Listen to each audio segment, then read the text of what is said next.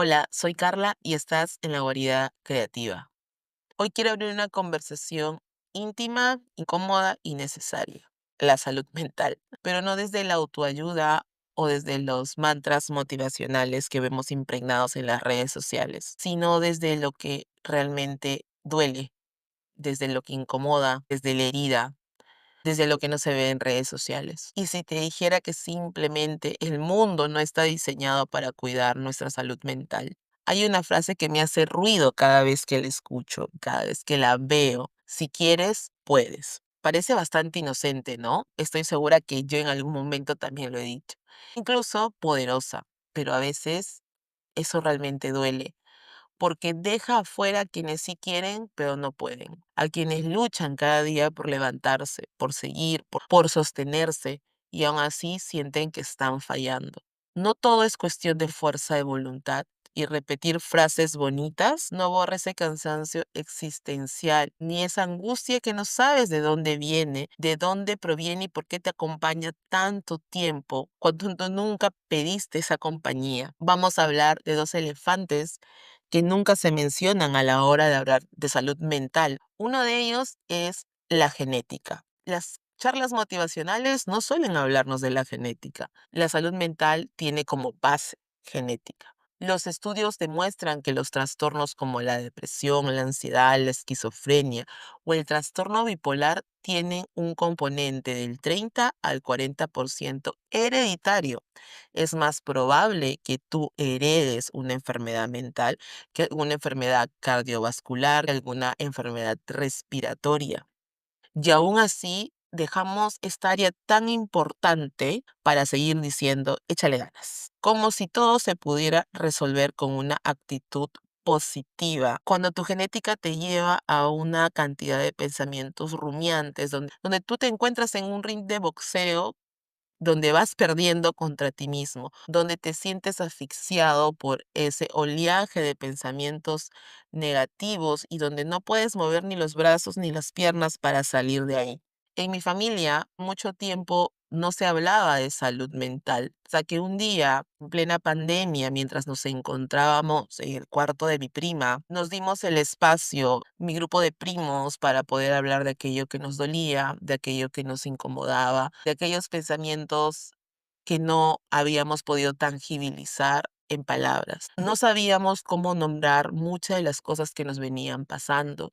Habíamos visto en nuestro entorno cambios de humor extremo, a veces personas que estaban llenas de energía y otros días no querían levantarse de la cama. Nunca fueron diagnosticados, solo eran personas difíciles, personas de nuestro entorno familiar que pasaban por crisis ansiosas, encerrándose en el baño, llorando sin saber por qué, con el pecho apretado, las manos frías. Solo mencionábamos, deja de exagerar, sal y respira. Y como familia lo intentamos, realmente intentamos comprender, entender y abrazar a algunos de nosotros. Las crisis, años después entendí que no era drama, que había pasado también por una crisis ansiosa y no era solo mía, era un parte de una cadena no hablada dentro de mi familia, dentro de mis amigos, inclusive con mis parejas. Solamente no le habíamos puesto el título correspondiente a lo que sentíamos y cómo lo sentíamos. Y aún así, dejemos la genética de lado, que no heredemos ningún trastorno, el entorno puede enfermarnos. Y esto es algo que las políticas públicas no siempre consideran y que nosotros mismos no tomamos en consideración. Vivir en pobreza, entornos violentos, con poco acceso a la salud o educación emocional, aumenta significativamente el riesgo de desarrollar problemas de salud mental. La Organización Mundial de la Salud lo ha repetido. Hay una correlación directa entre la desigualdad social y los trastornos mentales. Y te lo digo desde lo vivido. Crecí en un hogar lleno de amor, bastante amor, pero también llena de caos, el ruido constante, el tema de no tener un espacio personal. Las emociones se viven en colectivo y a veces eso es bonito, te sientes en compañía, pero también desgastante, bastante desgastante. No había tiempo para preguntarnos cómo estábamos, solo se sobrevivía. Y cuando vives desde la supervivencia, el sistema nervioso siempre está en alerta y eso con el tiempo nos termina pasando factura. Y lo más cruel de todo, esto es la culpa, porque no basta con sentirnos mal. Encima nos culpa porque hay gente que está mucho peor, porque tienes todo para estar bien, porque no deberías quejarte. Yo personalmente no he sentido esa culpa, pero soy consciente de que pude haber sido de las personas que señalaban la culpa a otros por sentirse mal. He estado ahí dando este discurso mientras tal vez la persona a mi lado se estaba desmoronando y haciéndola yo tal vez sentir culpable por no estar agradecido o agradecida. Pero sentirse mal no te hace menos agradecido. Pedir ayuda no te hace más débil. Conocer que no puedes más es también una forma de amor propio. ¿Qué se puede hacer realmente para poder salir de este círculo vicioso donde aportamos comentarios que no ayudan a avanzar para nada? Creo que lo primero es reconocer que realmente todo no depende de nosotros, que no todos partimos desde el mismo punto y que no todos tenemos las mismas herramientas. Y exigir cambios estructurales. Más psicólogos en el sistema de salud, pero no solamente abrir plazas, sino también acompañar a los psicólogos en el proceso con una remuneración justa para que ellos puedan brindar un servicio de calidad y con las herramientas necesarias para el servicio a la sociedad. Lo segundo es una educación emocional en las escuelas. Soy docente de institutos y escuelas y veo como mucho de mi alumnado no reconoce las emociones que tiene y no sabe cómo transitarlas. Y eso genera muchos problemas, sobre todo cuando empiezan a trabajar en equipo. Ahí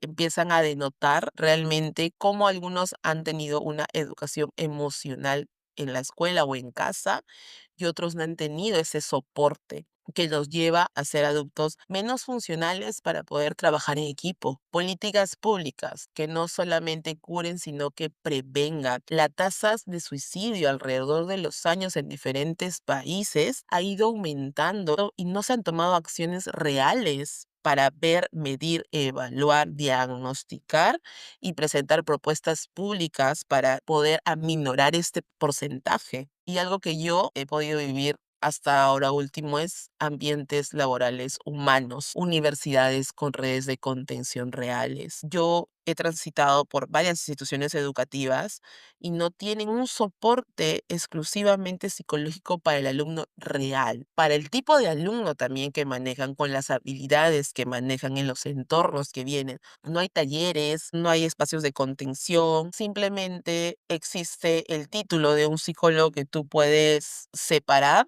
pero no hay un acompañamiento real en las instituciones ni en los centros laborales, pensando en el individuo como ser humano y no como un ser pues, solamente productivo. Y lo tercero, la empatía. Pero una empatía real, una empatía de saber escuchar, de preguntar cómo estás. Yo cuando ingreso normalmente a mis sesiones de clase, lo primero que le pregunto al alumnado es cómo están, cómo se sienten, pero no del cómo estás y que me diga bien, sino que verbalicen las emociones que están transitando, cansados, aburridos, abrumados, tristes, con ira, desgastados, todas esas emociones reales que tenemos día con día, porque las emociones no tienen, porque las emociones necesitan decirse, escribirse sin filtro, soltarse para no tenerlas dentro de nuestro sistema repitiéndose una y otra vez. Abrazar sin juzgar a las personas en el proceso que ellos estén transitando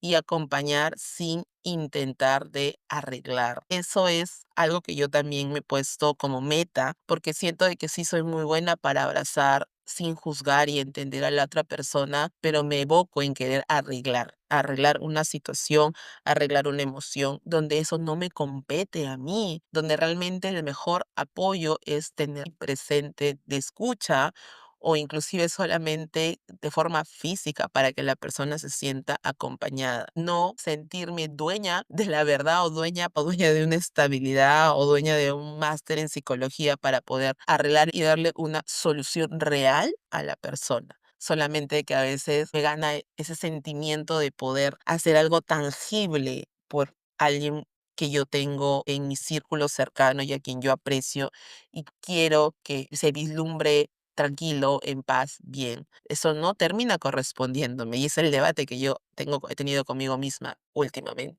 Quiero que recuerdes que querer no siempre es poder y admitirlo no es rendirse, es decirle al mundo, necesito otro espacio para sostenerme.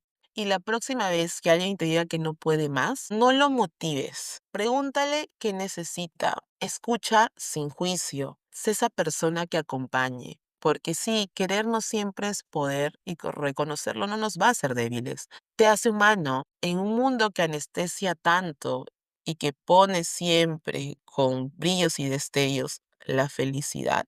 Es un auto de coraje reconocer las emociones y lo que estamos transitando y poder pedir ayuda y entender de que hay otros factores fuera de solamente tú como persona para poder salir de donde te encuentras. Gracias por escuchar hasta aquí, por estar en este espacio conmigo. Sea amable contigo mismo. Yo trato de serlo conmigo y espero poder serlo con los demás. Si este episodio te hizo pensar, si tocó algo en ti, compártelo. Quizás alguien lo necesita más de